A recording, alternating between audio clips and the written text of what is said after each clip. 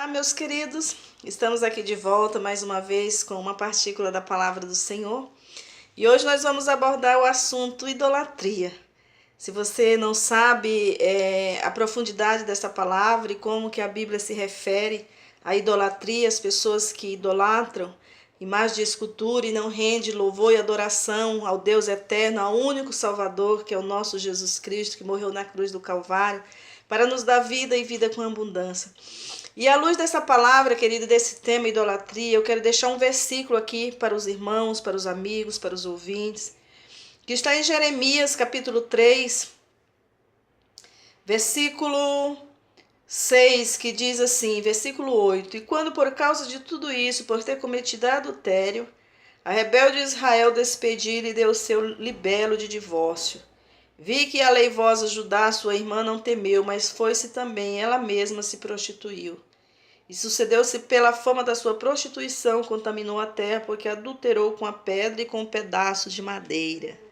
Aqui o próprio Jesus, está falando, Aqui Jeremias está falando sobre a idolatria, sobre o povo que se prostrava diante de imagem de escultura, adorava outros deuses, outras entidades.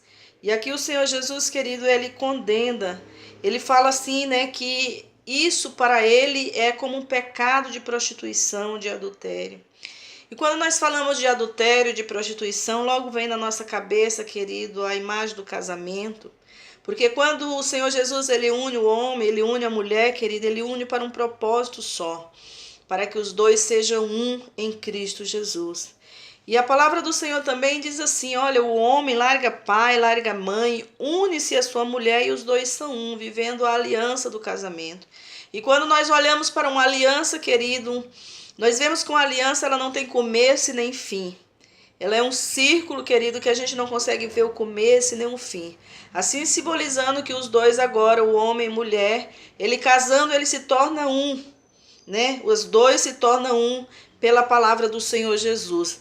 Agora o homem, procura amar a sua mulher, como a palavra do Senhor diz. Marido, amai as vossas mulheres, e mulheres, obedeçam vossos maridos, sejam submissas aos vossos maridos. E aqui o Senhor está falando das duas cidades, aqui o Senhor estava falando, a Israel e Judá, que naquele tempo, querido, elas se voltaram a adorar outros deuses. Ela deixaram o Deus de Israel de acreditar em tudo aquilo que o Senhor fez, em tudo aquilo que o Senhor, querido, fez pelo povo, quando tirou o povo lá do Egito, quando aquele povo passou pelo deserto, aqueles 40 anos, Deus providenciando o maná, Deus providenciando o alimento, a roupa, querido, não se consumia, o sapato não se acabava, e Deus ali, ele providenciava tudo, a água ele brotava da rocha ali para o povo beber, e o povo ainda com todos aqueles milagres, e o maior de todos é quando eles chegaram ali na frente do Mar Vermelho. Diz a palavra do Senhor que o exército de Faraó vinha atrás com os seus cavalos e cavaleiros, com toda a cavalaria, com todo aquele aparato de Faraó. E quando eles olharam, os israelitas olharam ali para aquele grande mar à frente deles, e eles olham para trás, o grande exército de Faraó. Querido, ali estava estreito e ali não tinha para onde correr. Se fosse para frente, não tinha como por causa do mar. Eles iam se afogar. Para trás, o exército inimigo em perseguição. Então ali eles puderam com os seus próprios olhos ver o grande milagre feito ali pela mão de Moisés, Deus usando o servo dele ali para com aquele cajado tocar nas águas, e diz a palavra do Senhor que ele tocou as águas e as águas se abriram, fez caminho no meio do mar e o povo passou a seco ali o Rio Jordão. Meu Deus, como o povo pôde ainda, queridos, diante de um milagre tão maravilhoso, de um milagre tão grande, de tantas maravilhas o Senhor ter operado, e aquele povo ainda se rebelar contra Deus, ainda, querido, se voltar a outros deuses, a se juntar com outras nações, a adorar outros deuses, feito aqui, como diz a palavra do Senhor, de pedra, com pedaço de madeira. Ali eles se prostituíam. E aí a palavra do Senhor diz assim, querido, que assim como o casamento é entre duas pessoas, o homem e a mulher, os dois se unem, torna-se um, Quando nós falamos de prostituição, o Senhor aqui está falando de prostituição espiritual. O homem é para ter relacionamento somente com o Deus Todo-Poderoso, aquele que está no céu, que criou os céus e a terra. Mas quando o homem, pela sua desobediência, ele começa a olhar e ver e achar que tem que outras coisas, outras crenças, outras divindades, pode, querido, fazer aquilo que Deus pode fazer, tirando o lugar de Deus, tirando a glória de Deus, tirando, querido, o poderio de Deus. Deus, ele se sente ofendido. É como se um casal que é fiel um para com o outro e agora há uma traição, aonde, querido, um fere, querido, os laços matrimoniais, colocando uma terceira pessoa nesse relacionamento. Imagine você, pense comigo. Você sendo casado, tendo a sua família, você está ali tranquilo e de repente você descobre ou se depara, como muitas pessoas acontecem, né? A pessoa pega outra, o cônjuge, no ato do adultério ali. Querido, aquele casamento ele é abalado, a estrutura daquele casamento é abalado. Muitas das vezes a separação não tem volta.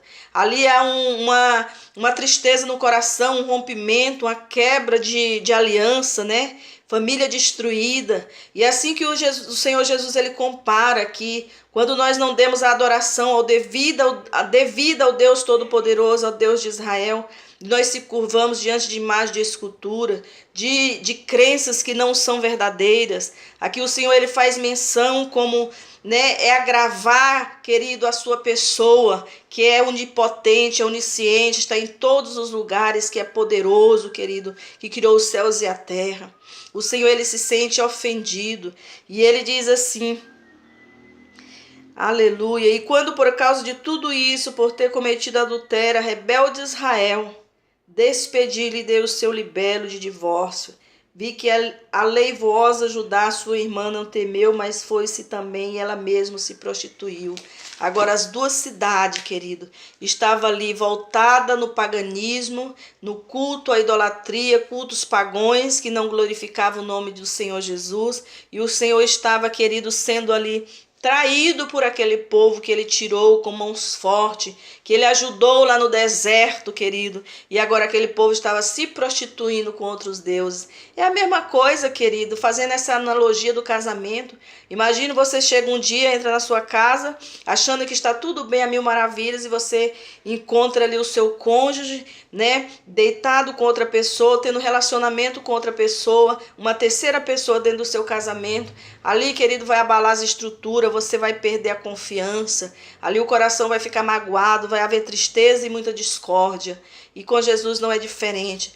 Toda honra e toda glória seja para o Senhor, que nós devemos adorar e prostrar somente diante desse Deus que criou os céus e a terra, esse Deus que foi morto e ao terceiro dia ressuscitou pela minha e pela tua vida.